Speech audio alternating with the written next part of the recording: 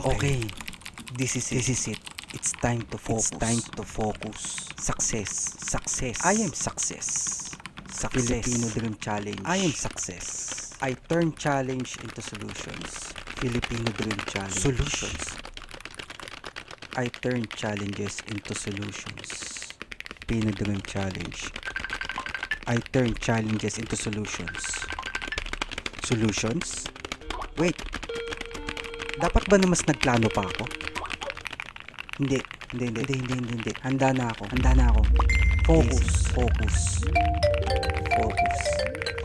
It's time to execute. It's time na to execute. Wala nang excuses. Execution! Wala nang atrasan to. I am unstoppable. JC, handa ka na ba?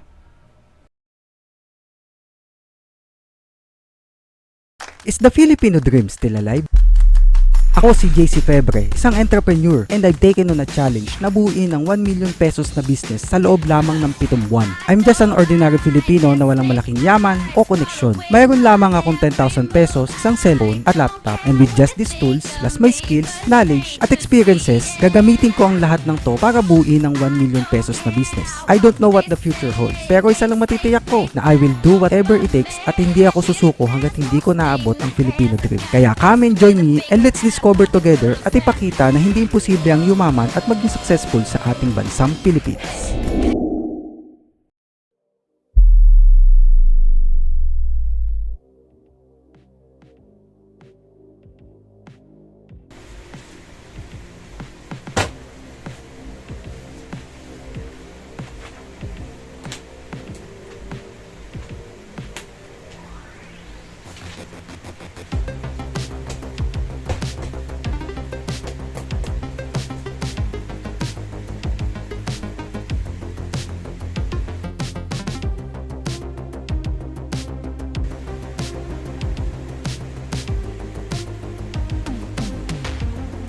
Ano nga ba yung 1 million peso business na tinutukoy natin dito? Ang definition ng 1 million peso business na tinatarget natin or ginugol natin na ma-achieve sa loob ng 7 months ay ang business na gagawin natin ay dapat magkaroon ng net profit na 1 million pesos sa loob ng 7 buwan. Ibig sabihin, sa loob ng 7 buwan, labas na doon ang operational cost, yung sa mga taxes, marketing, and all, lahat. And yung malinis na kita mo na 1 million pesos, yun yung gusto nating ma-achieve. At yun ang dapat natin din na ma-stabilize at mas ma-scale up pa. Yun yung 1 million peso business na goal natin. At syempre, JC, paano mo nga ba ma-achieve to? Bali, itong Filipino Dream Challenge natin ay meron tayong 11 processes or meron tayong 11 na ginawa na formula kung paano natin ma-achieve to. And sa bawat process na gagawin natin yon ay isa-isa natin i-reveal kung ano nga ba yung 11 process na yon na pwede nyo ding makopya or pwede nyo pang mas ma-improve pa para ma-achieve nyo din yung Filipino Dream success natin. Yung mga note natin dito sa vlog na to, lahat ng meron ako, yun lang yung gagamitin ko in terms sa skills, sa mga equipment like cellphone, laptop, and 10,000 pesos cash, yun lang yung gagamitin natin. Kumbaga, hindi tayo kukuha ng kung anong wala tayo at hindi tayo magpo-focus sa kung anong wala tayo. Kasi nga, kailangan natin maging resourceful dito sa pagtayo natin ng business na to. Para in a long term is yun yung meron tayong skills or meron tayong traits na kahit mawalan man tayo ng budget, kahit sa dulo wala na tayong makuha ng budget, ay kaya natin gumawa ng paraan kung paano pa rin natin mabigyan ng budget or kailangan natin doon sa business. Kumbaga, kahit magtayo ka ulit ng business or pagdating doon sa dulo is nagkulang ka ng ganto, ng ganyan, ng equipment, ng skills, is alam mo kung paano yun masolve.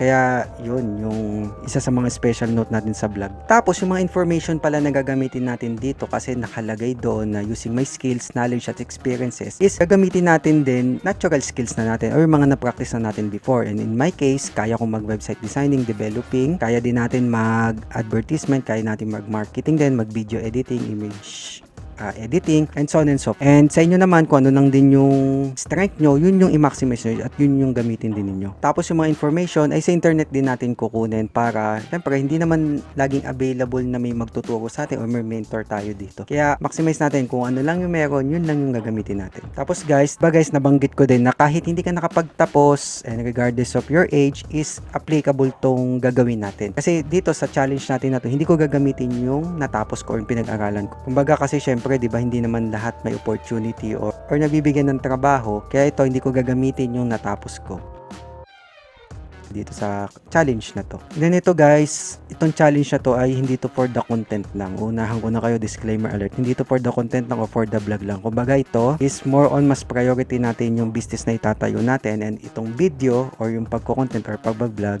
is secondary lamang ito para magkaroon tayo ng documentation at may share ko din sa inyo at sa mga deserving na mga Filipino entrepreneur para ma-achieve din nila ang kanilang Filipino dream. So yun guys, no, umpisahan na natin to. Bali ito guys, number 1 on chapter 1 natin ngayon is about mindsetting and about to sa pagkakaroon ng discipline at morning routine. Bali dito guys, gigising tayo ng 5 AM, tapos magme-meditate tayo, magba-basketball tayo as sports, and then every morning magkakaroon tayo ng journaling or magkakaroon tayo ng time para magbasa ng libro at mag-aral para ma-enhance yung skills natin, and then magte-take note tayo lagi every night kung ano yung gagawin natin kinabukasan. Bali tatlo yon, time blocking yon. Ito ang episode 1 natin at dinefine lang natin kung ano nga ba yung mga asahan natin at yung mga gagawin nating technique dito para ma-achieve natin yung Filipino dream.